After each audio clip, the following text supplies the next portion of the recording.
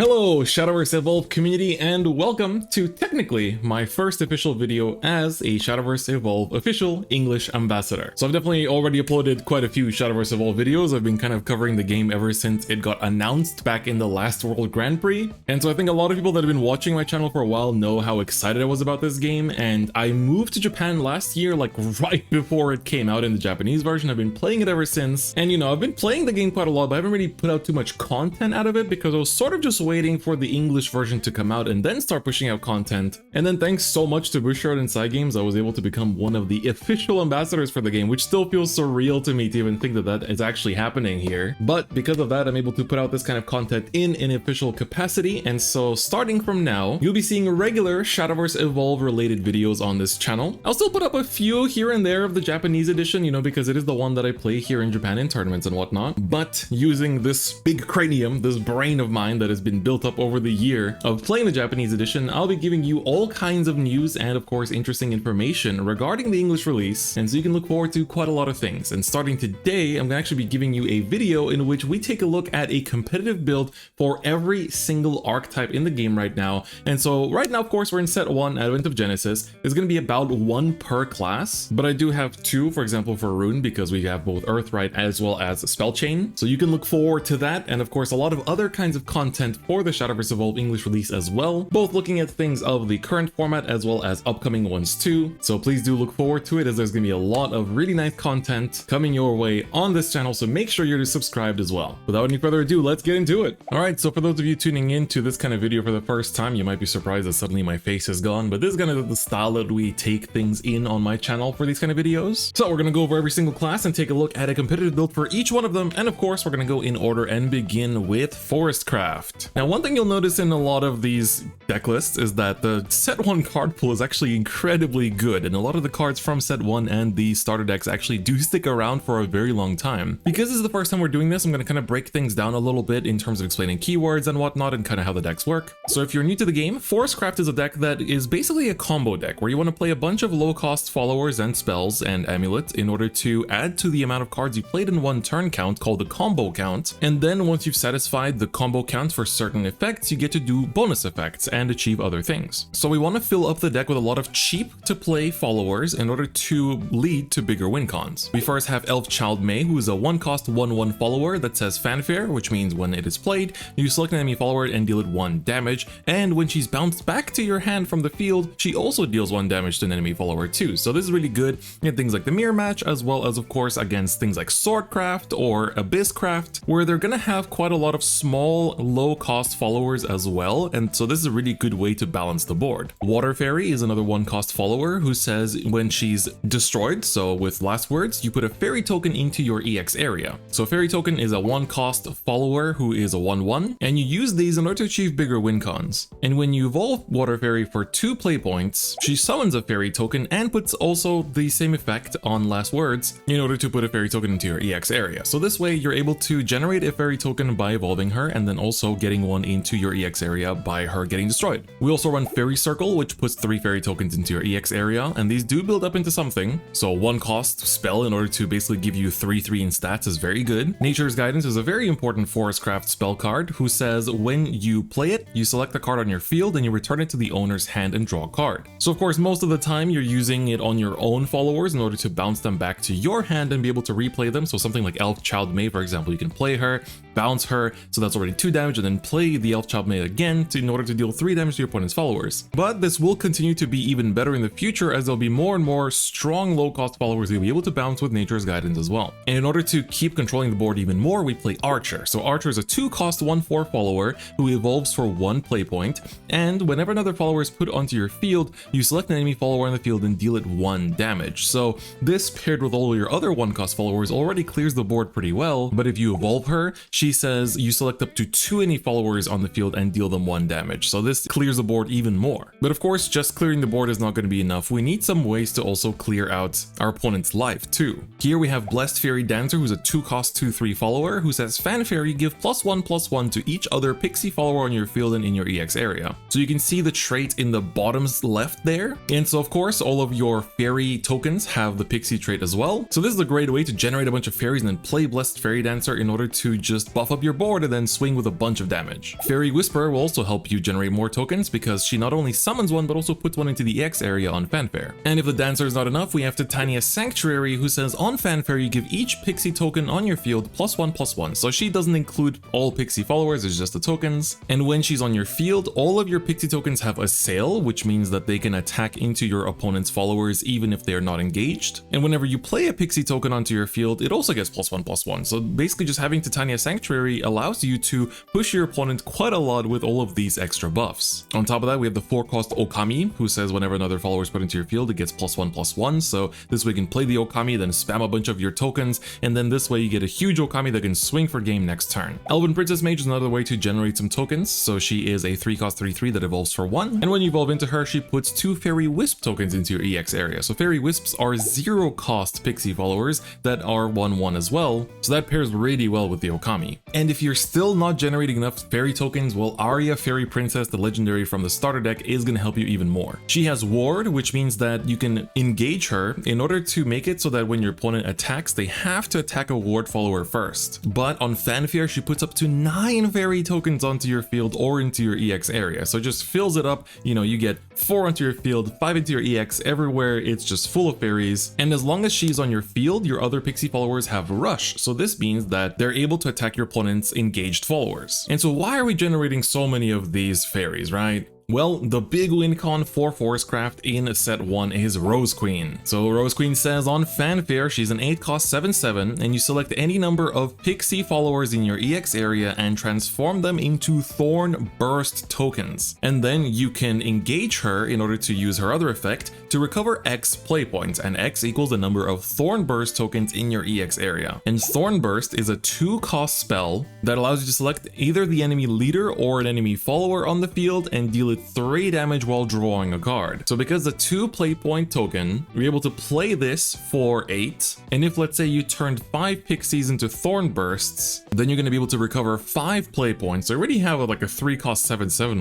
on the field here. And now you can use 2 Thorn Bursts immediately to deal like 6 damage to the opponent's face while drawing a card, and also still have 1 play point remaining. So this is a really good way to use Rose Queen to close out games. But if that's not enough, of course, we have the classic Rhinoceroach. On Fanfare, he gets plus X amount of attack, which equals the number of cards you've played this turn excluding this card. So that's what combo basically is. So normally he only has Rush, but you can evolve him for 0 cost, and then he allows you to choose one of the following effects. You either give him Storm, or you select an enemy follower in the field and deal it X damage, X equaling its attack. Most of the time you will be selecting that Storm to finish the game after playing a bunch of cards before playing Rhinoceroach, but sometimes you can also just choose to take out an enemy follower and then keep him reserved, and that way if they don't clear the Rhinoceroach somehow, then you just win the game next turn. And of course, to balance out the mid game, you know, between generating your fairy tokens as well as going for the kill in the late game, we're gonna use Ancient Elf as well. So Ancient Elf is a great card. She has Ward and Fanfare. You can return another card on your field to the hand in order to give her +1/+1, and you can evolve her for 1 cost, where she is able to return another card on your field to the owner's hand and get herself +1/+1. So she's just amazing in being able to not just buff up herself, so be a huge ward of 5/5, but you can also recycle some of your cheap followers like Elfchild May as well. So that is basically what Forestcraft looks like in set 1. We're using a bit of space in order to play a tech, which is Execution, which is a neutral spell, which is a quick, which means you can play it during your opponent's turn when they attack or during their end phase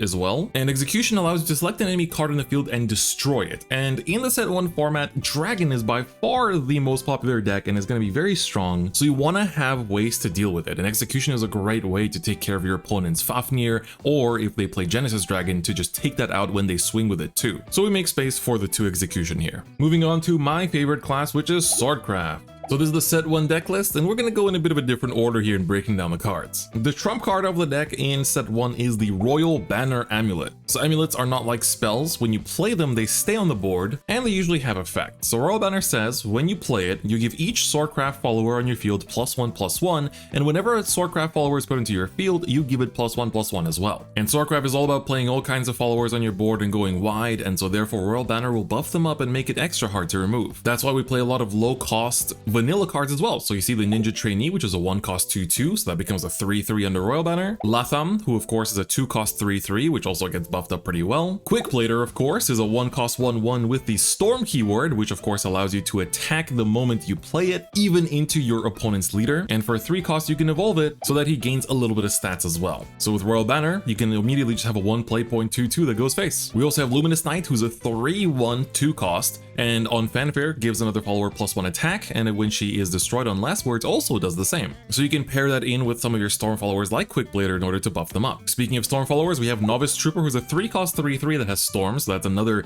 3 face damage, or 4 if you have Royal Banner on the board. And we also play the spell card that's 5-cost Alwida's Command. When you play her, you summon a Viking, Steelclad Knight, and Knight token, and these are: Viking is a 3-cost 3/2 with Storm, so that's more Storm damage, whereas Steelclad Knight is a 2-cost 2/2, and Knight is a 1-cost 1/1. So again, with Royal Banner, this is going to just be a huge board of stats. But the board of stats doesn't stop there, as we have, of course, Sea Queen Otohime, one of the legendaries of Set 1. On Fanfare, she is a 4-cost 3/4 that summons an Otohime's Bodyguard token, which is a 1/2 ward. And when you evolve her, she summons 3 more. And you can split them up between your board as well as your EX area if your board is full. So under Royal Banner, it's going to be a huge board of wards that just protect Otohime, and it's going to be really hard for your opponent to clear. And of course, one of the best, most timeless cards in Swordcraft that makes a wide board for a cheap cost is Floral Fencer. Floral Fencer lets you have a 3-cost 3/3 that evolves for 1 that plays both a Steelclad Knight and a Knight, so you have a 2/2 and a 1/1. So basically for 4 costs, you are getting yourself 7/7 in stats, which is pretty good. And for the early game, we have Oathless Knight, who's a 2-cost 1/1 that summons a Knight token, and you can also evolve him and he will have a sail. So now we have all these different ways to build our board and, kind of go wide, but how are we finding all these cards? Well, Swordcraft is one of the classes that has actually incredible search potential, the first one being Maid Leader. Maid Leader is a 1-cost 1/1 follower that evolves for 2 cost, and then when she evolves, she can search for any follower that has an evolve and add it to your hand. So with this, you can search your Floral Fencer, or your Otohime, or your Oathless Knight, or even Quickblader. And it's only gonna get better with time because there's only gonna be more strong evolve followers coming in future sets. We also have Gemstaff Commander, one of my personal favorites, 3-cost 3/2 that on Fanfare lets you search your deck for a Swordcraft follower, reveal it, and add it to your hand. This way, you don't have to just search for cards that evolve, but you can also search for some of the cards that don't have evolves too, such as the other legendary in Set 1, which is Aurelia Regal Saber. She has Rush, Assail, and Ward, so we've broken down these 3 keywords already this video, but she's also a 5-cost 4/6 that says you can select the enemy leader on Fanfare,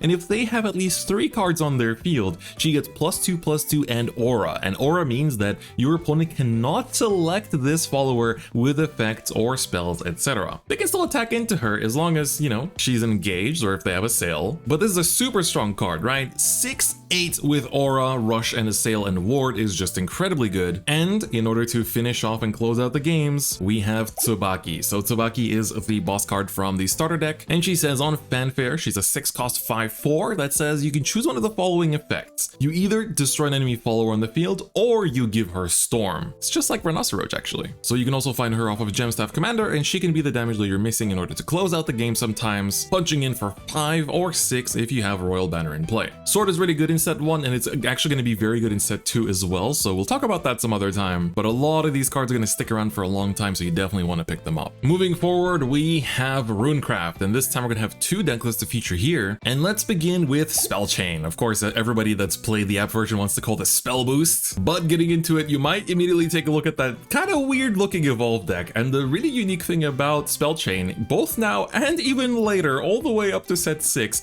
is that there's actually not that many cards that evolve in the deck, because of course Runecraft is based around playing spells. You want to play a lot of spells, so many spells, as many spells as possible. Just like Forestcraft wants to play low cost followers, you want to play spells, because there is some huge payoff. And you know what, let's talk about the payoff right off the bat. Dimension Shift is the card that of course everybody knows if they've even touched Shadowverse for a brief second. It's a 12 cost spell card. How are you going to play for a 12 cost? You can't even go to that many play points. Well, when you play this card, you can banish 10 spells in your cemetery and it becomes a 7 play point cost. And after you play it, you gain 1 extra turn. So of course we need to get to 10 spells somehow. And the payoff doesn't stop there because we have Flame Destroyer, who's a 9 cost 7/7, but oof, 9 cost for 7/7 stats, that's not that great, right? Well, spell chain 5, and of course spell chain means you have to have that many or more spells in your cemetery. So if you have 5 or more spells in your cemetery, it costs 3 less to play, so it becomes a 6 cost 7/7, which is okay. But if you have 10 spells in your cemetery, it costs 6 less instead, so it becomes a 3 cost 7/7. And if you have 15, it costs 9 less instead, so it's a free 0 cost 7/7 with rush. So you can just, you know, have 15 spells in on turn 7, play down 2 Flame Destroyers, and then go Dimension Shift and tell your opponent, hey, you're gonna be eating 14 damage next turn. But of course that is the win con, but we need to wait to get there first. So let's load up on these cheap spells and ways to get spells into our cemetery. Angelic Snipe is a neutral spell that says quick, you deal 2 damage to an enemy follower. So this way you're able to potentially float play points on your turn in order to take out your opponent's followers when they start attacking. We have Insight, which is a 1 cost spell that lets you draw a card. Also has a quick, so you can choose to float it and play during your opponent's turn too. Wind Blast is one of the damaging spells that does not have quick, unfortunately, which selects an enemy follower in the field and deals with 2 damage, but on spell chain 10 deals 4 damage instead. And that's where the 1 cost spells end, but we do have some followers that help us load up on spells in our cemetery, such as Penguin Wizard. Penguin Wizard says you can engage it and discard a spell to draw a card. So that lets you discard some of your heavier play point spells in order to load up on your hand. And by evolving it for 1, you refresh the Penguin Wizard, and then you can either attack with it, of course, or you can engage it 1 more time to discard a spell and draw a card. So this way, just with 1 Penguin Wizard, you're able to essentially get 2 spells into your cemetery. Then we're playing the 2 cost spell Altered Fate. So this one says each player returns their hand to their deck, shuffles it, and draws X cards. X equals the number of cards they return to their deck, and you draw 1 more. So this basically allows you to go, hey, I'm gonna play out all my cheap spells, and then play Altered Fate, put the rest back, shuffle, and then I still draw 1. Even if I put back 1 card, I still draw 2. It's a relatively cheap spell, so it's gonna put in the work. Then we have Fire Chain, a 2 cost quick spell. Lets you select 2 enemy followers in the field and deal 3 damage divided between them. It is up to 2, so even if your opponent has just 1 follower, you can play it and then just deal 3 damage to it. Sorcery Cache is an incredible search spell, as quick, so you can play during your opponent's turn too. And for 2 play points, you get to look at the top 4 of your deck, reveal a spell from among them and add it to your hand, and put a spell into the cemetery if you wish as well, and the remaining cards go on the bottom of your deck in any order. So this lets you immediately get a spell that you want to play next, as well as loading up spells in your cemetery for Dimension Shift and Flame Destroyer. Trail of Light is a really cool card that says when discarded, you draw a card, and you can also just play it normally to draw a card as well. What's also cool is that because the hand limit in Shadowverse Evolve is 7, if let's say you go into your end phase and you have 9 cards in hand, you can choose to discard Trail of Light as the cards you have too many of, and then keep discarding Trails of Light, and they keep drawing cards from being discarded, so you stay at over 7 cards, so you can keep discarding as many spells as you want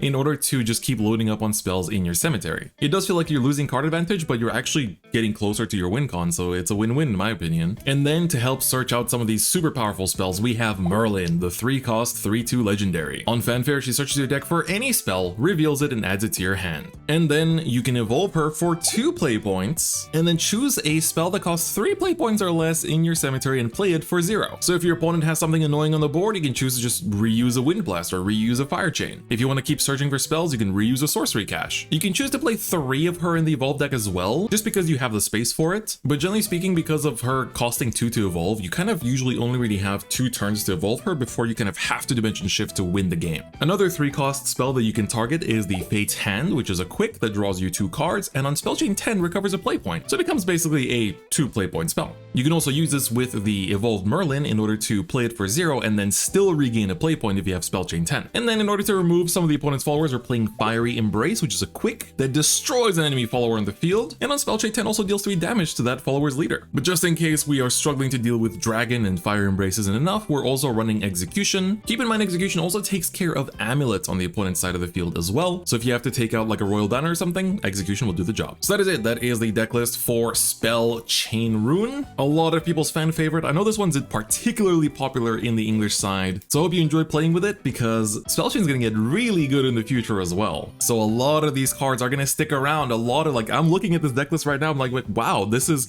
a lot of this actually stuck around for even a year later. Moving on to the second archetype for Runecraft, we have Earthright. Earthright might be a little bit harder to explain compared to Spell Chain, because Spell Chain is just, hey, look at how many spells you have in the grave. I think one of the key cards that helps explain how Earthright Earthright works would be the Ancient Alchemist. Ancient Alchemist is a 3-cost 2/5 follower, so pretty good stats. That says Fanfare. You Earthright in order to put 2 guard form golem tokens into your EX area. What Earthright means is to consume one of the stack counters from one of your magic sediment tokens in order to make that effect fire. For example, we have Teachings of Creation. So Teachings of Creation is a 1-cost amulet which is an Earth Sigil, which on Fanfare draws you a card and it says stack. So this has 1 stack on it. So if you use Ancient Alchemist, you consume that stack in order to put the 2 guard form golems into your EX area. If you don't have the stack, then that effect doesn't fire at all. And then Ancient Alchemist on Evolve, for 3 cost by the way, so it's pretty expensive, says that while she's on your field, your golem followers cost 1 less to play, and whenever a golem follower is put into your field, you select an enemy leader or enemy follower in the field and deal it 3 damage. So you can either clear the board or just secure lethal with that. And the one that makes a lot of golems for you is Juno's Secret Laboratory, which is of course an amulet. This one is not an Earth Sigil. So when you play the Secret Laboratory, you get to summon either a guard form golem or a strike form golem, and you can engage this amulet in order to summon a magic sediment token. So that will also give you a stack counter. Or alternatively, you can engage her and perform Earthright, so to consume one of the stack tokens, in order to summon either a guard form golem or a strike form golem. So keep in mind that every time you summon one of them, Ancient Alchemist will ping 3 damage. But now that's kind of like the win con of the deck explained. Let's take a look at how we actually make this deck work. So we have the 2-cost Crafty Warlock, which is a 2/2, which on the last word summons a magic sediment token. So you can see in the description there, it's an amulet that's an Earth Sigil with the stack keyword, and for 1 cost you can evolve it. And he keeps the effect, which is on last word to summon a magic sediment token, but it also adds 1 to a stack on your field. So the stacks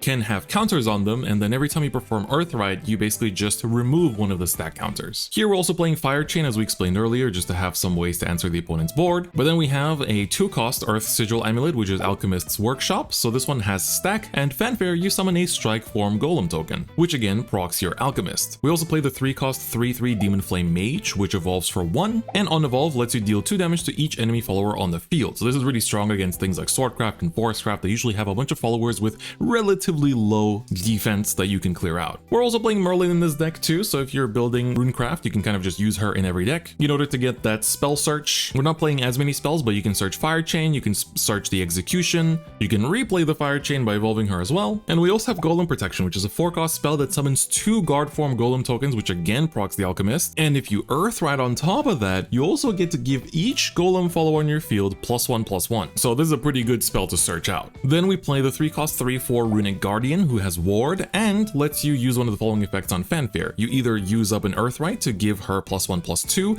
or you can summon a magic sediment token if you don't already have one, or if you just need more stack counters. We have Price of Magic, which is the 3-cost amulet with Earth Sigil that also contributes to your stack, and on Fanfare, you select an enemy follower with 4 defense or less on the field and banish it. Don't forget that you can attack into or damage your opponent's followers to drop them to 4 defense and then play Price of Magic in order to banish them. And finally, our legendaries in this deck are Mithril Golem from the starter deck. So on Fanfare, he's a 6/5/6. You can deal 3 damage to each enemy follower on the field. Now, we're not really going to be achieving the big spell chain effects with this deck, but he is a golem, which will proc all of the decreasing the golem play cost effects, as well as when you play a golem effects. So just for that, we want to play the Mithril Golem. Otherwise, we have Arc Summoner Erasmus, who's a 7-cost 6/8. On Fanfare says Earthright, you select an enemy follower on the field and deal 6 damage to it and 2 damage to its leader. So he helps you take care of your opponent's board, and you can also engage it and perform Earthright to select an enemy follower in the field and deal 6 damage to it and 2 damage to the leader, so it does the exact same effect. But now Earthright, of course, does have a pretty stable win con, and it's really good in the set 1 meta, but we do need ways in order to take care of that Dragoncraft matchup. And so in order to take care of those big followers, we're playing the 1 Execution. Of course, again, you can take out amulets as well, so if your opponent has a Laboratory in the mirror match, you can actually take it out with Execution. Otherwise, we have a 3/2 lineup of Erd. So Erd is a neutral follower that you're going to be seeing quite a lot, especially in the set 2 format, who says on Fanfare, she's a 4-cost 2/2. You select an enemy follower in the field and put it into the owner's EX area. So if you choose an evolved follower, you will put the original follower into the EX area, but the evolved follower is going to go just get removed from the game and go back into the evolved deck face up. But then for 1 cost, you can evolve Erd to choose a card in your opponent's EX area and banish it. So this is a really cool removal option against things like Genesis Dragon, Fafnir, even like Ancient Alchemist if you want to just get rid of her that way too. So Erd is going to be really popular going forward, so make sure you take note of this card.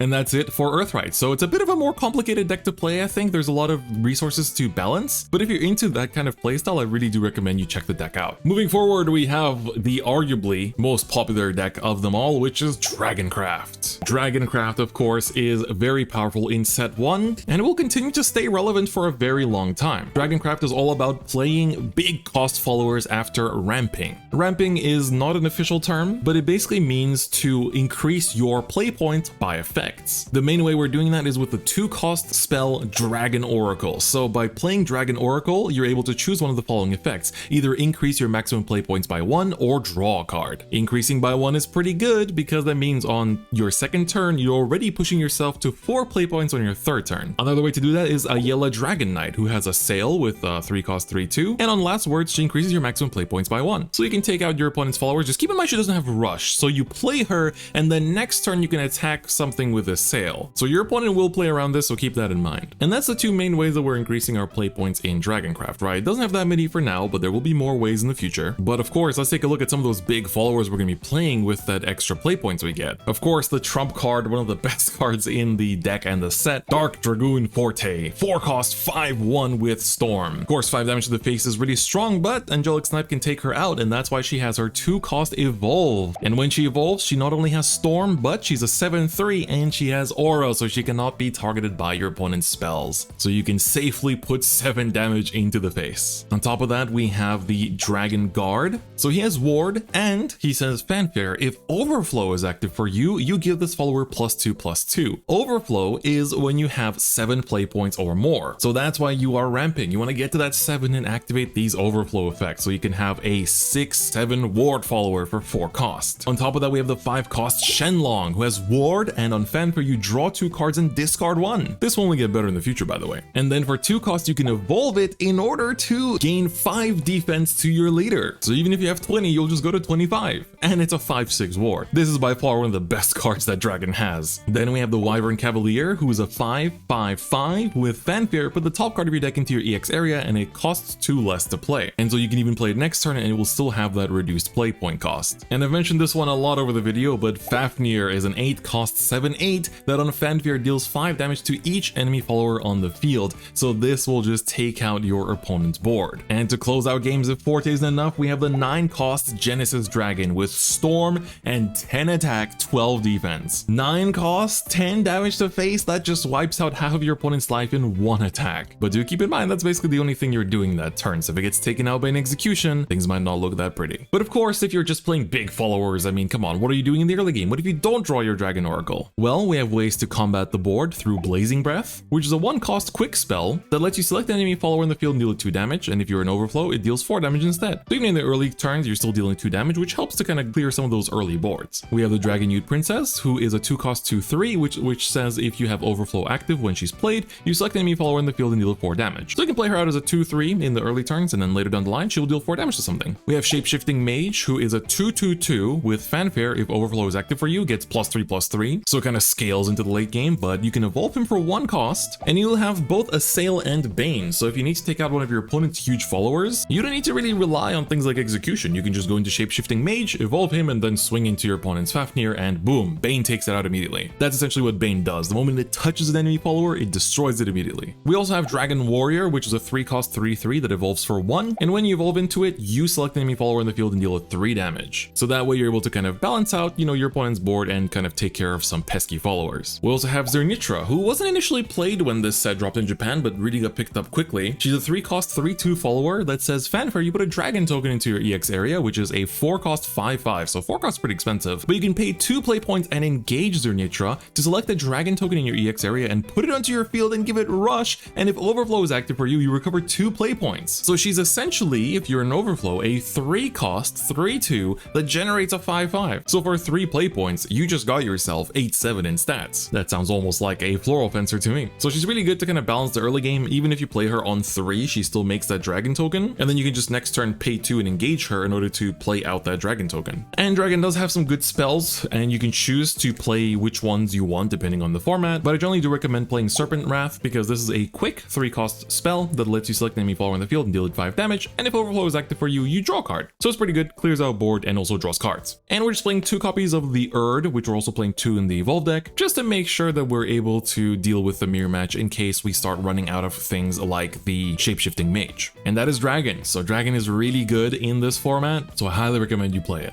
Alright, up next we have Abysscraft. Abysscraft is really good. You might immediately notice that Lucifer is being played here, and you can also play Lucifer in Dragoncraft as well, but Abysscraft is definitely a little bit of a keyword haven over here, and we're gonna go through them bit by bit. So Abysscraft has a bunch of playstyles mixed into it. It has Necro Charge, which looks at how many cards you have in your cemetery and then has effects based on if you have enough. It has Sanguine, which refers to if you damaged yourself this turn or not, and if you did, it has bonus effects. And there's a few others scattered around here and there, but let's just break down some cards. So one of the big boss cards in the current iteration is Alucard. He's a 7-cost 4/4, so you might be thinking, ooh, that's like pretty expensive for just 4 attack, with Storm, so that's good, you can go to face. But if you have Necrocharge 10 on Fanfare, you give him +2 attack. So Necrocharge 10 means you have to have 10 or more cards in your cemetery. So now he's a 7-cost 6/4 with Storm. And then he says Strike, which refers to when he attacks something, either your follower on the opponent's field or your opponent's leader. So Strike, you select an enemy follower on the field and deal it 4 damage and give your leader +4 defense. Do keep in mind that you have to target something on the opponent's field in order to resolve this effect. If your opponent has no followers on the field, you will not be able to deal 4 damage and you will not be able to restore 4 health either. So do keep that in mind. But in order to get this 6 damage to face, we do need to get quite a lot of cards in our cemetery. So of course, just playing cards and spells will help you do that. So you can see we have 3 copies of Angelic Snipe in here, as well as 3 copies of Bellringer Angel, who's a 1-cost 0/2 with Ward that last words draws you a card, and for 2 play points you can evolve Bellringer Angel to deal 2 damage to an enemy follower. So it's just a nice card to have, you know, it draws you more cards, finds you more pieces, and it's played in a lot of different decks, so I really recommend picking it up. We have the 1-cost Dire Bond, an amazing card that lets you on Fanfare deal 1 damage to your leader, which activates Sanguine, and draw a card, and for 2 play points and engaging this card and putting it into your cemetery, you can deal 1 damage to your leader and draw a card, so just repeat the effect 1 more time. And drawing cards is really good. We have the 2 play point spell Razor Claw, which I think a lot of people that have played Shadowverse for a long time will recognize, which on quick lets you deal 2 damage to your own leader in order to select an enemy leader or follower on the field and deal it 3 damage. This can sometimes be just enough to take care of your opponent too. Then we're playing the 3-cost 3/3 Executioner. So Crazy Executioner doesn't do anything on its own, but if you evolve it for 1 play point, he lets you deal 2 damage to your leader, which activates Sanguine, and select an opponent. They reveal their hand and you select the card in their hand and they have to discard it. So this is really strong because sometimes your opponent's planning out their turn with what they have in hand and boom, one of their key cards is gone. On top of that, we have the 4-cost 3/3 Cerberus, and she really helps to make Alucard super strong. So on Fanfare, she puts a Mimi or Coco token into your EX area, but if you have Necrocharge 10, she puts both instead. So Mimi is a 0-cost spell that selects an enemy follower in the field and deals it 2 damage, and Coco is a 0-cost spell that selects a follower on your field and gives it +2 attack. So now that Alucard can be buffed up quite a lot without consuming any play points. And you can also evolve your Cerberus for 2 play points, and she'll put another Mimi and Coco token into your EX area. So if you have Necrocharge 10, you're just putting 4 of those tokens immediately. So you can use 2 to take care of your opponent's board, and then use another 2 to give something like Alucard that extra attack. We also have Righteous Devil, which has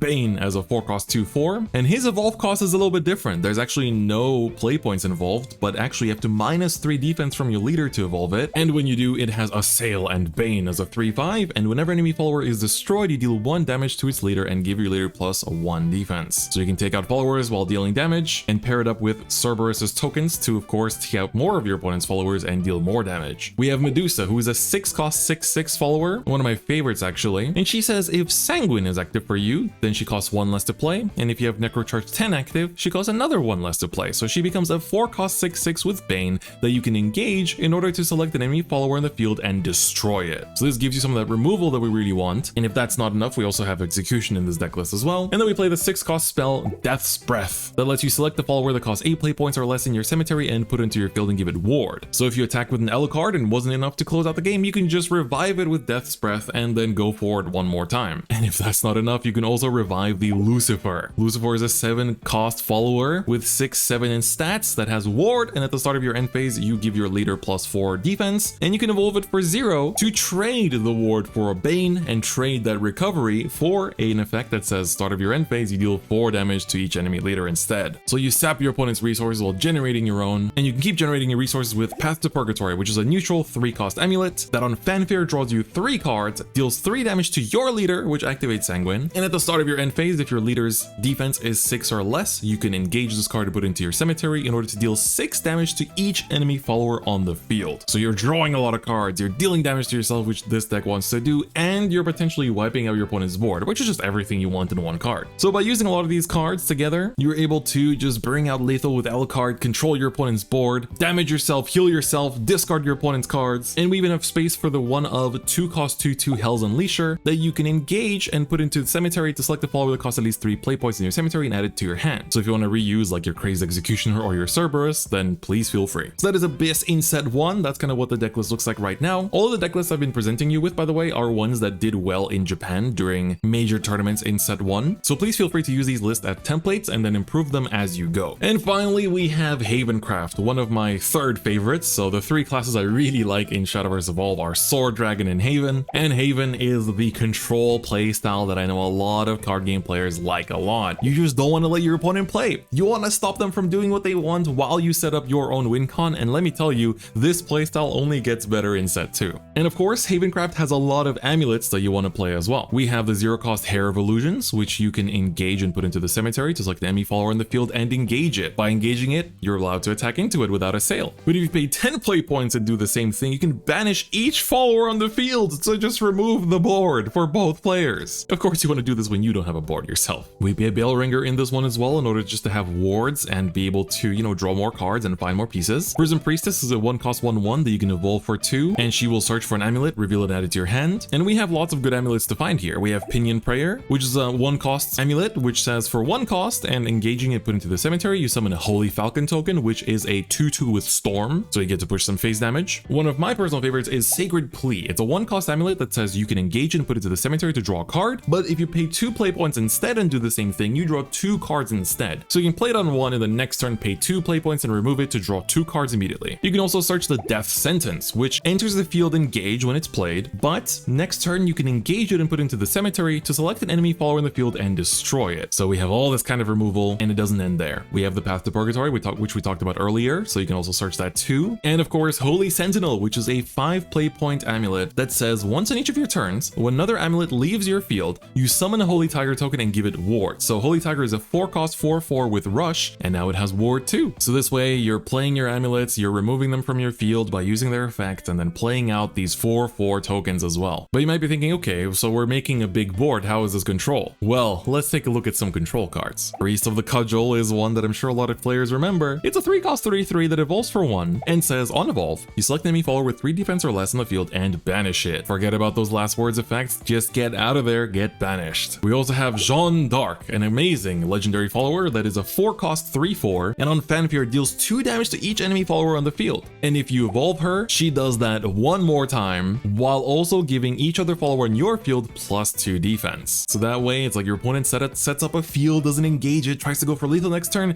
Too bad, Jeanne d'Arc takes care of it all. And if that's not enough, if they have some big pesky targets that Jeanne d'Arc can't take care of, you have the 5-cost spell Themis' Decree that destroys each follower on the field, including your own. Doesn't matter what kind of a big board you have, Themis' Decree will take care of it all. And keep in mind that if, let's say, you have some followers on the board, you can use the 1-cost spell Dark Offering as a quick that, let's say your opponent attacks your follower and you go, psych, Dark Offering, I select the follower you're trying to attack, destroy it myself, give myself 3 defense, and draw a card. So you can kind of just like convert off your own followers pretty nice like that. Of course, we're also playing Execution in this deck to help deal with other pesky targets. But to round out the offense of this deck, we're playing 2 copies of Moon Almirage. She's a 5-cost 4/5 with Storm, so that's a big damage we're just pushing. And if she attacks a follower, she gets +2 attack. So you can choose to attack a follower first, she gets +2 attack, then you get to the end phase, she gets +2 defense, and then next turn, you can just swing her into the face with 6 attack. So you can choose to play her in both ways. And we're also playing 3 copies of Lucifer in this this deck because of course I want to be healing and just kind of like, you know, destroying all of our opponent's cards to not let them play the game while we heal up and wait until we can finish off our opponent with a strong win con. And that is it. These are all of the decks for the set 1 format in Shadowverse Evolve. So please do use them as a reference to start deck building and competing in tournaments with. You can definitely improve and change a lot in these deck lists too, so please make sure to do so. But if you just need a way to start competing with a class that you want to start playing with, hopefully this video has helped you do that. In our next Shadowverse Evolve English Edition video, we're going to be taking a look at some cards from set 1 that you really should pick up in preparation for future sets as well as for the set 1 format. So I hope you look forward to that. But if you have any other deck lists you want to share, feel free to leave them in the comments by leaving a deck log code or link. And otherwise, if you have any questions about the deck lists or any interactions or any of the cards, feel free to leave them in the comments too. If you like this kind of content, please do subscribe to the channel if you haven't already and give the video a like. And if you want to give some extra support to the channel, you can become a YouTube channel member, in which there's all kinds of bonus content waiting for you. And if we get some YouTube channel members for Shadowverse Evolve content, I am considering to add some extra bonus content where I give you some first-person perspective match videos that you can watch to learn how decks are played in upcoming formats. But otherwise, that's gonna be it for me today. Thank you so much for watching, and I'll see you guys next time. Bye-bye.